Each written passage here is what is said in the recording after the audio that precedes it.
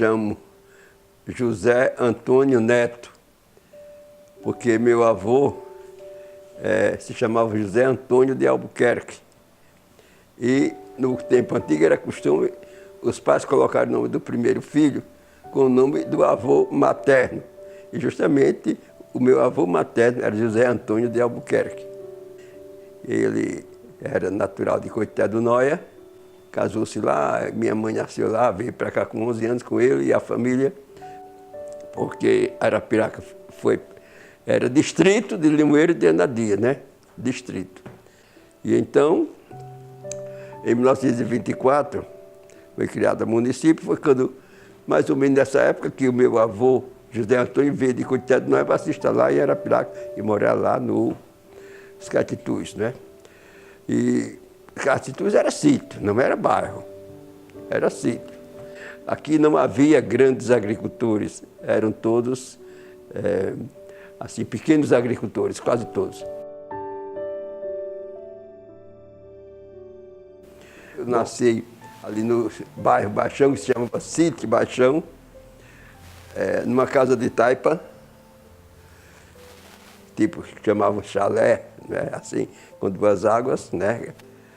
E na nossa casa nasceram 13 filhos, 2 morreram crianças e nós ficamos 11. Eu sou o filho mais velho. Meu pai casou-se com a minha mãe em janeiro, no começo de janeiro.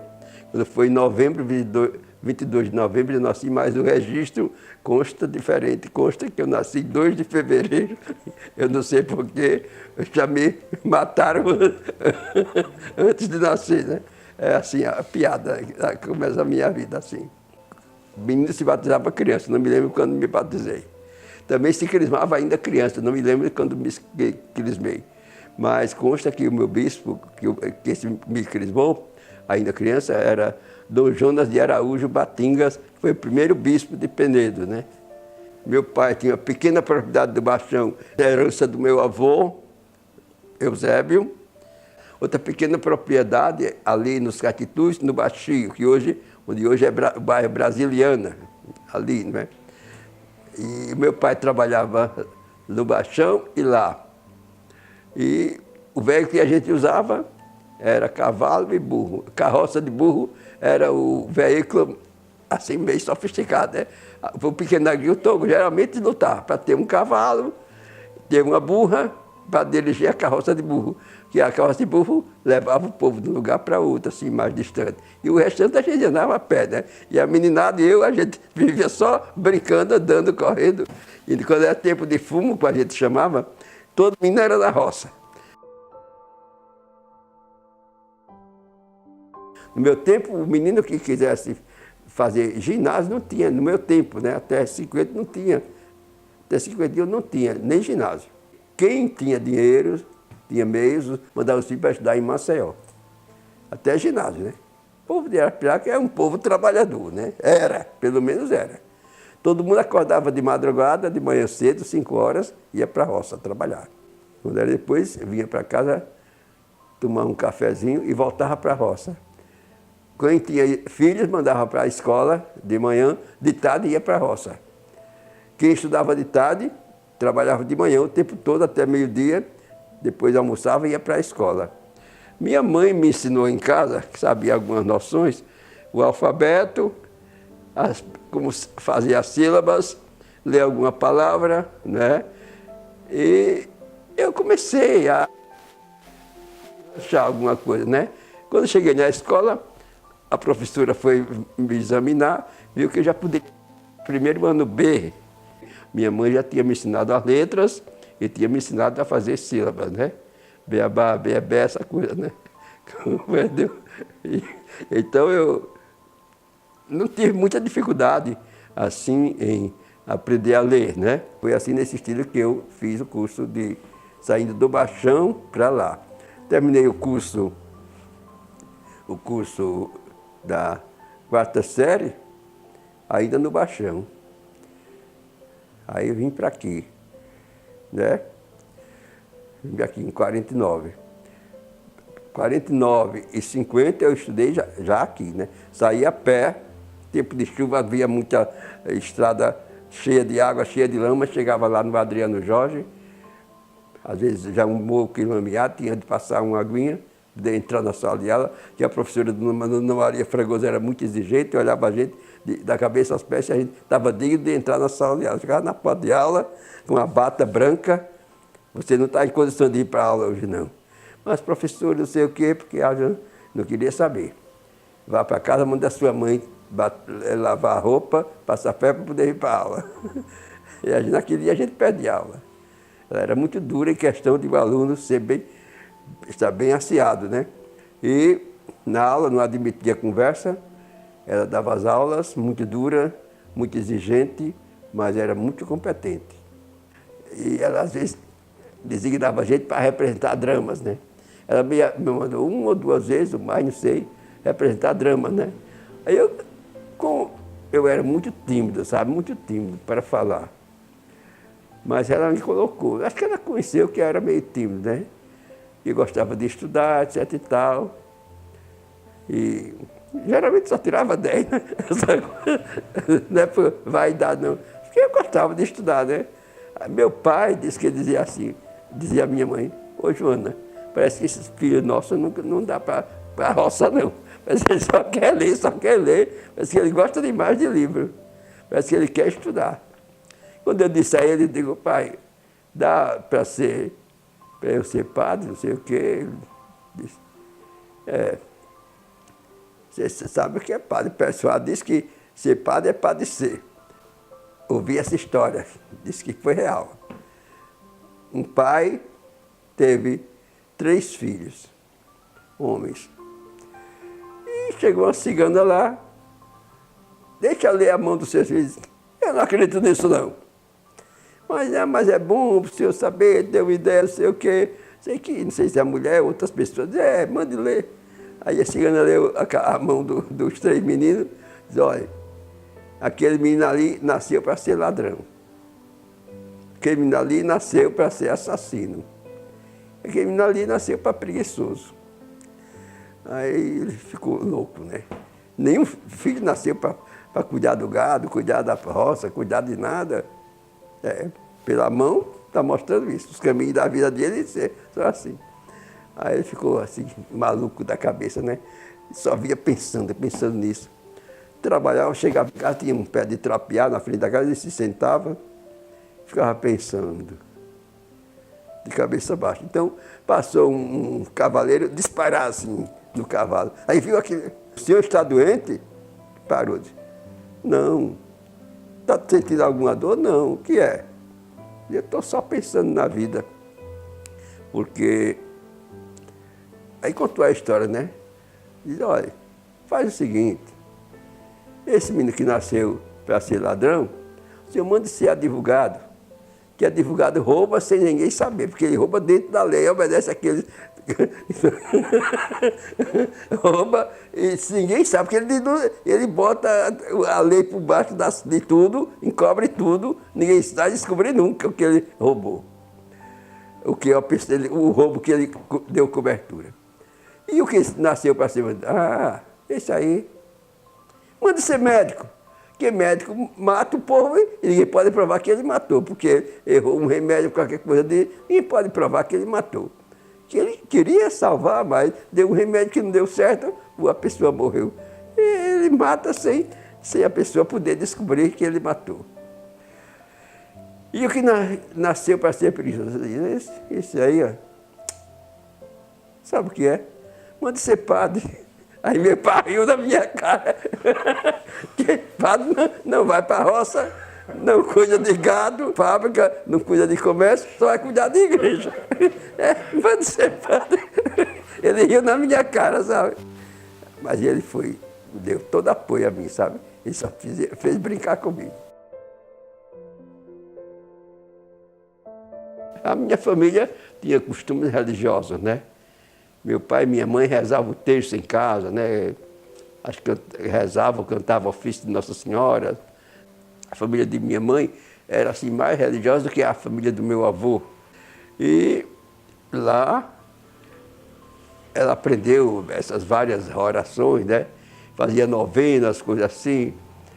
E a gente fazia aqui mês de maio, fazia aqui mês do Coração de Jesus, mês do Rosário, em outubro.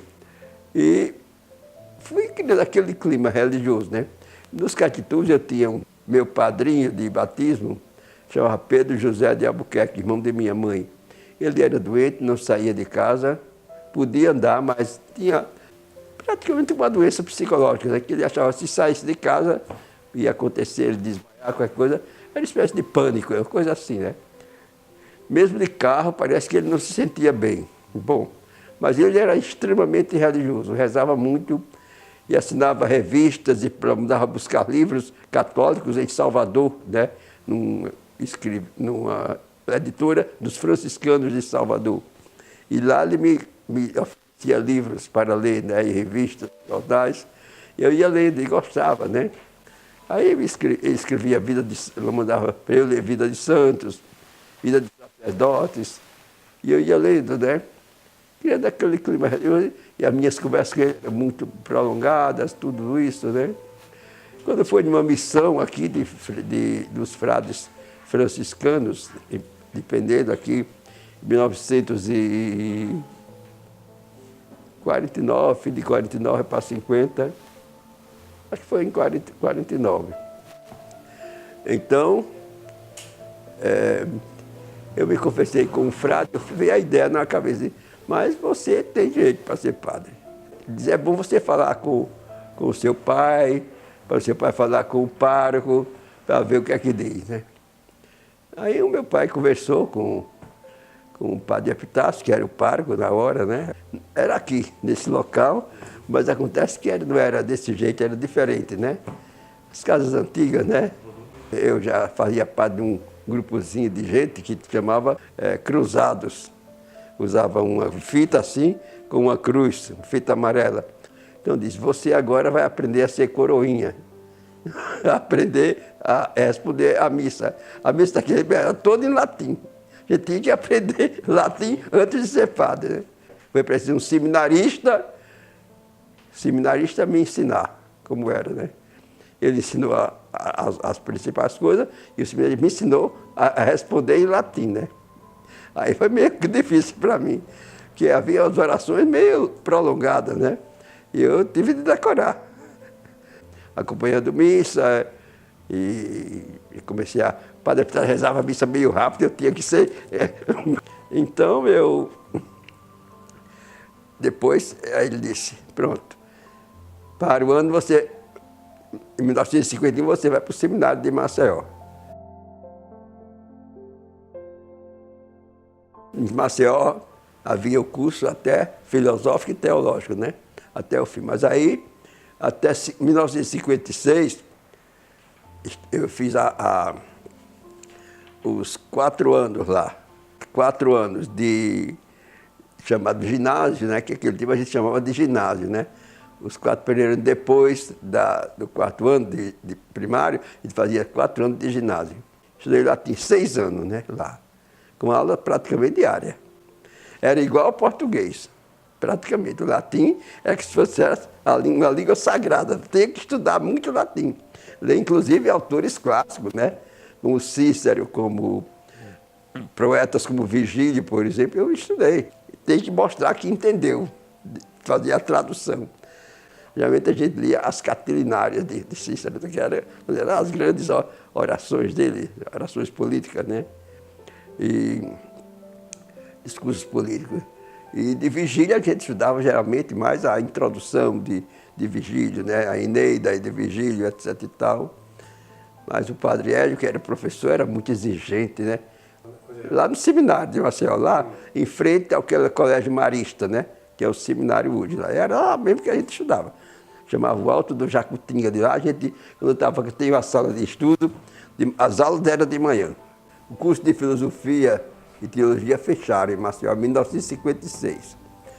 Então, disseram, bom, agora em 57 vocês vão estudar em João Pessoa. Fui para João Pessoa, né? Aí era uma resenha, porque a gente ia sair de transporte aqui, de trem até Maceió. De Maceió a gente pegava ônibus, geralmente, e ia para Recife. E a gente dormia na rodoviária, nos albergues que tinha por lá. E a gente depois tomava um café rapidinho e acordava de madrugada, íamos para João Pessoa, né? A gente tinha praticamente perder 2 dias de viagem, né? E então, lá em João Pessoa, eu fiz filosofia em 3 anos, que não fazia a conclusão, né? Porque não era acadêmico.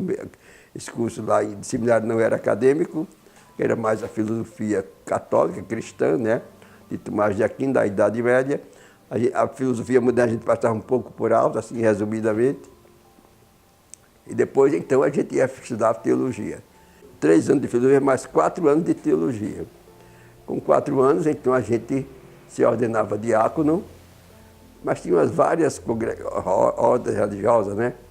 Eram chamadas 7 ordens, ordens menores, ordens menores e ordens maiores, né? As maiores eram subdiácono, diácono e presbiterato. Cheguei a me ordenar, o bispo que me ordenou foi Dom José III de Souza, foi o 4º bispo da diocese. Quando eu entrei no seminário, o bispo era Dom Felício da Cunha Vasconcelos. Dom Fernando Gomes, que foi aquele que criou a paróquia de Arapiraca. No dia da criação da paróquia foi uma festa muito grande aqui, né? Banda de música e tudo mais, e povo cantando, e alegria, né? Foi a criação da paróquia, foi uma novidade em Arapiraca, uma grande festa, em 1944. Então, conheci Dom Fernando Gomes, era um bispo jovem, natural de Patos, na Paraíba, né? Chegou aqui, disse que era um dos bispos mais jovens, né? Do episcopado brasileiro, e ele era um bom orador, né? O pessoal gostava, fisicamente era assim, agradável também, né? Até meu pai gracejava. As mulheres gostam muito de estar perto de Dom Fernando Gomes, porque ele é jovem, é bonito. Mas não é, porque ele tinha um jeito agradável, né? Não era rude com as pessoas, né? Não era rude. Era um homem tratável mesmo, né? E bispo, na concepção antiga, era como se fosse um nobre, um príncipe, coisa assim, né? As missas públicas de Arapiraca, no Natal, em Ano, Páscoa, assim, Padre Epitácio, a igreja era pequena, como ainda hoje é, não cabia a população, quase todo mundo era católico, né? Raríssimos protestantes, né? E o Padre Epitácio celebrava a missa atrás, colocava um palanque, instalava som. Pois foi lá num palanque que eu me ordenei ali atrás da igreja velha, né? Da igreja do Santíssimo, chamado hoje. E o pessoal todo ali naquela praçazinha, praticamente tinha poucos veículos, havia poucos veículos, e naturalmente a polícia impedia de passar carro. E sei que eu me ordenei lá, aquela praçazinha cheia de gente, chegava até a Praça Mágica. Foi o primeiro padre que se ordenou em Arapiraca, fui eu. 1º de janeiro de 1964. 4h30 para 5 horas começou a celebração.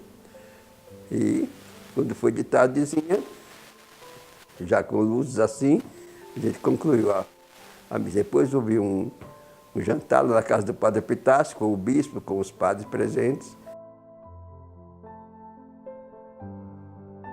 Quando me ordenei, aí o Padre Epitácio parece que pediu ao bispo para eu ficar aqui como coadjutor dele, como vigário paroquial dele. Aí o bispo, não, não vai ficar aqui não.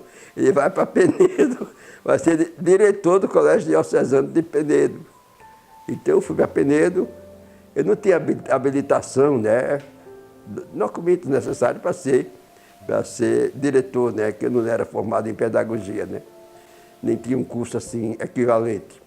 O padre Guimarães tinha, né? Estudou no Rio Grande do Sul e lá o estudo dele fez o 4º ano de filosofia na Universidade Católica lá do Rio Grande do Sul.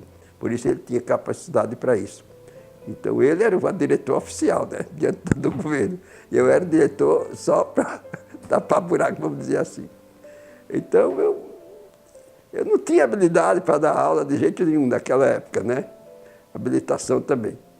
Então, eu passei um ano lá, inclusive aquele colégio diocesano novo, fui eu que dei início ali, né? Eu e um padre que veio de Fortaleza, padre Juraci Alves, né? Ele é que realmente tinha habilitação, né? E foi ele que ficou como diretor, de fato.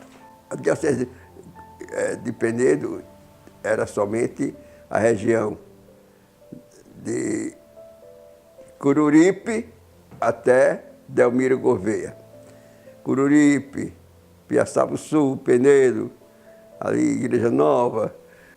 Essa era, e aí subia na margem do São Francisco, subia pelo sertão do estado também. Em 1962, foi criada a Diocese de Palmeira dos Índios. Então, ficaram as duas dioceses, Penedo e Palmeira. Isso antes de eu me ordenar.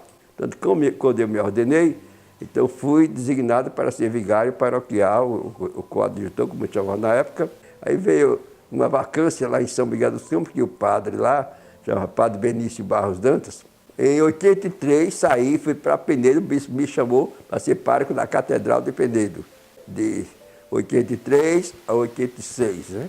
Em 86 eu vim para Arapiraca, para a paróquia de Catimbas. Eu já encontrei a paróquia criada, já. O padre Antônio Lima, que foi o pároco primeiro, ele fez a estrutura da paróquia e eu surgiram capelas, né? Eu tive de construir capelas, né? Por exemplo, lá na Braúna, lá na Pau-Ferro dos Laranjeiras, né? Em Braúnas, em Fernandes.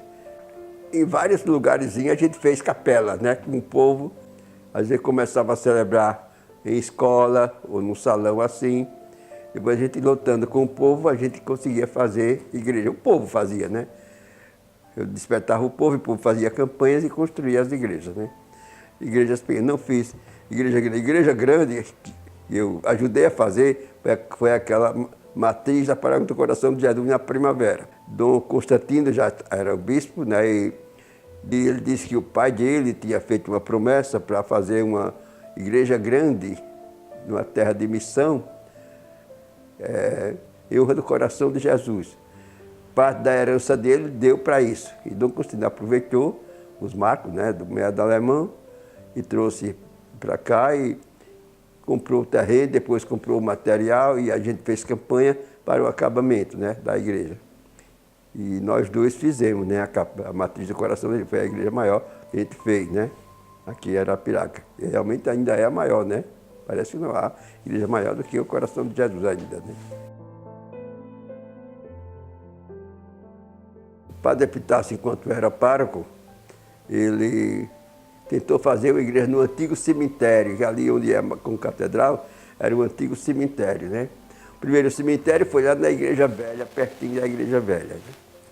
Mas aí, o Manuel André fez, morreu a mulher dele, outros morreram. Aí depois, acharam que precisava um cemitério maior, porque a população ia aumentando. Aí foi quando fizeram esse cemitério ali, onde era com catedral.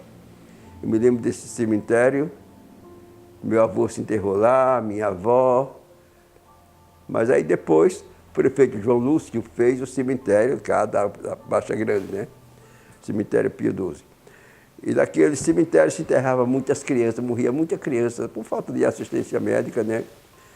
A gente chama assim o mês não sei se era mês de agosto, que parece que era um dos meses que morria mais crianças, né? Vinha aquela fila de caixãozinhos azul, né? E mandava tocar assim na igreja, aí tinha um sinal próprio, né? Era um sinal festivo. E olha, morreu uma criança. Aí o pessoal disse, vai se enterrar um anjinho, chamava os anjinhos, né?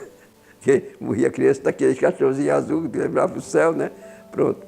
Agora, quando era gente adulta, era assim, ó, dão.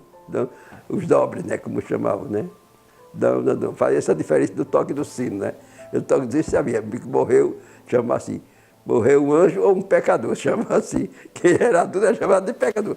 Ali vai se enterrar um pecador, o som é de pecador que morreu. Ali é de anjo. Era um tom festivo, né? E a feira de Arapiraca, que era na Rua do Comércio hoje, né? Na Praça Manuel André, né? A feira ali.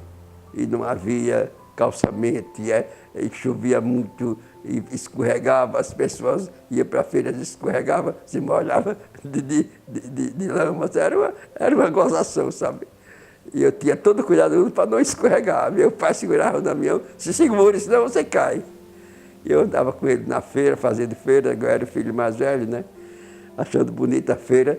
E às vezes eu me perdia, ficava assim, onde estou? Aí gritava, meu pai, meu pai. Mas aí meu pai me encontrava, vamos embora, olha direito.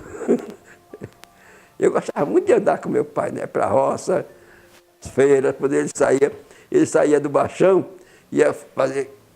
não ia fazer, ia comprar carne lá no Canaã, sabe?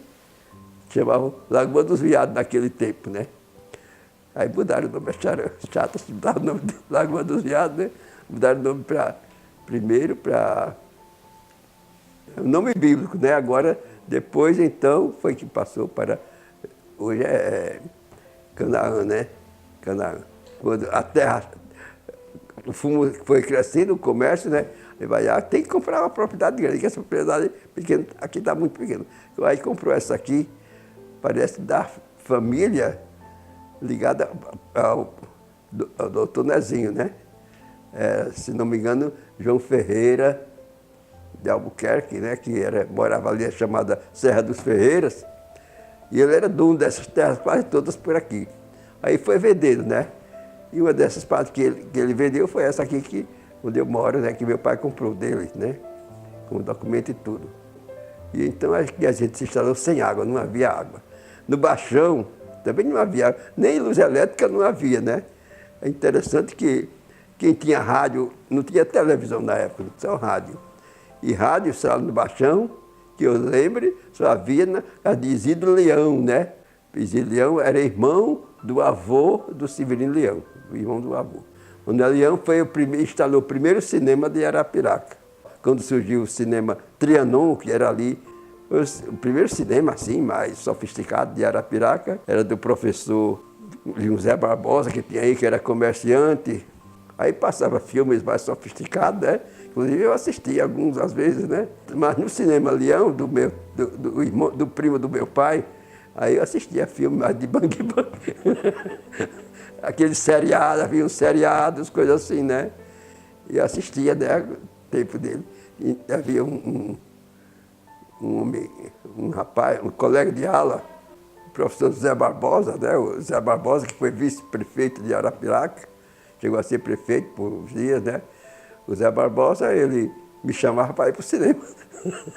Vamos, que você não paga nada, que eu sou neto dele. Aí ia para o cinema. E eu assistia lá esses seriados, coisas assim. A gente ria, brincava com os mocinhos, daí quando chegava na hora da vitória, ele pegava a dona e beijava, né? Essa coisa toda. A gente achava graça, né? Sabe? Os bandidos tudo morrendo, né? E os mocinhos sempre vencendo, né? O xerife, né? Vencendo, né? A batalha. Aqui, Arapiraca era uma terra de reforma agrária, praticamente, né? De pequenos proprietários. As propriedades só vieram crescer quando surgiu o comércio de fumo para o estrangeiro. Quando chegaram aqui companhias como a Souza Cruz e outras, que atraíram também outras companhias estrangeiras, como essa aí do Zé Dadanco, né? Aí o comércio estrangeiro, aí começaram a surgir as grandes propriedades, né? De fumo. Aí surgiram as propriedades como Zé Alexandre, Seu Aurelino, né? Bananeira, esse povo assim, né? Grandes proprietários de fumo. Aí foi quando o fumo decaiu internacionalmente, o povo foi deixando de plantar fumo e foi surgindo o comércio, né? Porque isso instalou em Arapiraca uma espécie de feira do Estado. Todos os produtos vinham de longe para ver que havia muita gente. E o pessoal tinha algum dinheiro, trabalhava em fumo, juntava algum dinheiro e comprava bastante, né? Aí vieram comerciantes de todo gênero de tecidos, as lojas, né? E já havia antes as várias mercearias, né? E as casas especializadas de produtos de ferro, né? As ferrageiras. Aí foram surgindo as oficinas de carro, as oficinas de pequenas máquinas. Aí foram surgindo depois a vinda de tratores, coisas mais, né? Para poder o comércio crescer. E o comércio aqui, quase que inchou, né? me sentia bem em Maceió, não me sentia bem em João Pessoa, como terra estranha, né? Só me sentia bem quando chegava aqui. Eu sou muito preso à terra, sabe? Eu não gosto de andar por aí. Outro dia tive de... Hoje em dia, Arapiraquis já por todo canto, né? Aqui no Brasil pelo menos. E no mundo todo, né? Mas aqui, meus familiares, ninguém mora no estrangeiro. Mas nós temos eu tenho uma sobrinha minha, irmã mais nova minha, que morreu de câncer. Ela morou em São Paulo e lá se casou com esse senhor chamado Luiz, né? E lá ele comprou a propriedade lá em Rondônia, já perto dos limites com a Bolívia, né? Eu não pus o pé na Bolívia, fui lá, né? Mas não pus o pé na Bolívia, que estava perto. Fiquei só lá em Rondônia, né? Estranhando os horários, né? Lá é uma hora mais adiantada do que aqui, né? Antes se dizia assim, Arapiraca tem dinheiro, mas não tem cultura. E hoje Arapiraca está surgindo, está nascendo uma cultura, né? Com as faculdades que estão instaladas aí. Começou com a UNEAL, né? Primeira, que chamava antes Escola de Professores, né? De Formação de Professores, e hoje está instalada como universidade estadual, né? Por aquela professora Bezinha, né? Lá no colégio Micael Arcanjo, né? Criou também a Escola de Direito, né? E hoje há essas escolas como se diz, a longa distância, né? Com curso presencial, semipresencial. Estilo moderno, né? Hoje está facilitada a educação em Arapiraca. Vamos dizer que continua uma cidade cristã, mas sempre com as duas denominações principais, católica e evangélica, né? E as evangélicas mais modernas, né, chamadas igrejas pentecostais, né? Como a Assembleia de Deus, etc. Igrejas históricas das igrejas protestantes antigas, só tem mesmo a Igreja Batista e a Igreja Presbiteriana, que são as igrejas mais históricas, né? Das primeiras igrejas do protestantismo foram, é claro, o Lutero, né? Criou a Igreja Luterana, né? Da Alemanha e do norte da Europa, né? E a região da Escandinávia, e a região dos Estados Unidos e da Inglaterra, né? A Holanda. Aqui nós tivemos alguma influência protestante a partir da invasão do Rio de Janeiro pelos franceses, né? E dos protestantes holandeses aqui na Bahia, aqui, principalmente na região de Recife e aqui o Nordeste todo, né? A influência protestante começou aqui com o Conde de Nassau, né? Que instalou. Mas aí expulsaram os holandeses e não ficou muita coisa, né? Mas aí, com o tempo do Império, Dom Pedro II permitiu que os embaixadores das nações protestantes, como Inglaterra, Estados Unidos, Holanda, etc. e tal, trouxessem os seus pastores para fazer culto, assim. E aqueles pastores foram atraindo, né, cristãos católicos que ingressaram também em igrejas protestantes, né? E assim o protestantismo nasceu no Brasil a partir do século XIX, né? Com Dom Pedro II. Bom, e então, aqui em Arapiraca, eu me lembro, parece que a igreja protestante primeira que surgiu, se não me engano, foi a Assembleia de Deus, lá perto do Colégio Bom Conselho, né? Mas também houve aquela igreja chamada do Véu, né? Aquela igreja, foi outra igreja que surgiu há muito tempo também. Me lembro que ele, quando veio se instalar em Arapiraca, foi até falar com o padre Epitácio, etc. e tal, que não queria rivalidade com o padre, queria viver em harmonia, etc. e tal. Era de outra denominação, mas que respeitava a Igreja Católica e esperava que o padre também não se opusesse muito a ele, né? Houvesse uma certa convivência de paz. O padre Epitácio conversou com ele tranquilamente. Quem, na minha ordenação sacerdotal, só havia praticamente um fotógrafo em Arapiraca, era um pastor João, se não me engano, que tinha a foto dele ali ao lado da igreja. E eu, falando com um ele é o melhor fotógrafo. Aí fui falar lá com ele para ele tirar as fotos na minha ordenação, disse perfeitamente. Eu não tenho nenhuma posição. Agora o senhor vai dizer as horas que precisa a foto. Ou eu acendo para o senhor lá na hora.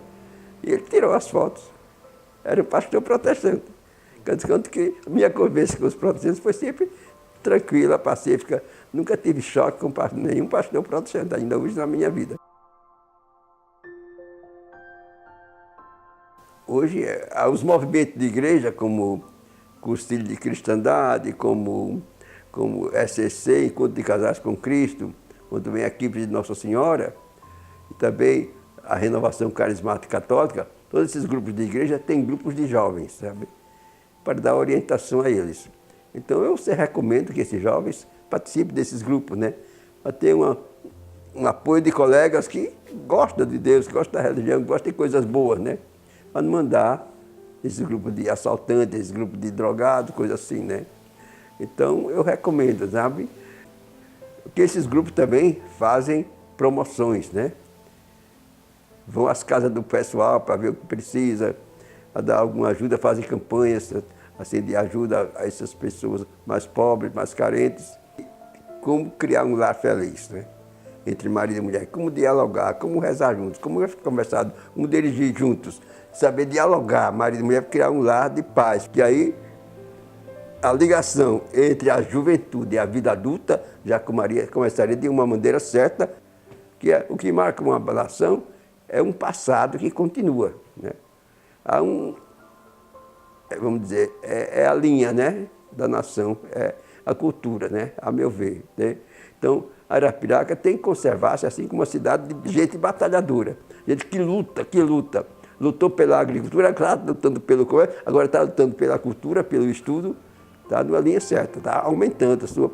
E a vida espiritual também está tentando se renovar, porque está meio complicado, né? Conservar a religiosidade antiga de Arapiraca hoje é complicado, é difícil. Por isso a igreja está recorrendo a esses movimentos, né, pastorais, grupos de jovens e tudo mais, para tentar adequar a juventude ao que está acontecendo hoje, né? A juventude, sem perder a cultura, sem perder o estudo, o saber, conservar a tradição, né? Os jovens às vezes não gostam muito disso, né? Então, o projeto de Nezinho é importante, a gente resgatar o passado, porque quem não tem passado não tem futuro. Essa é a minha ideia.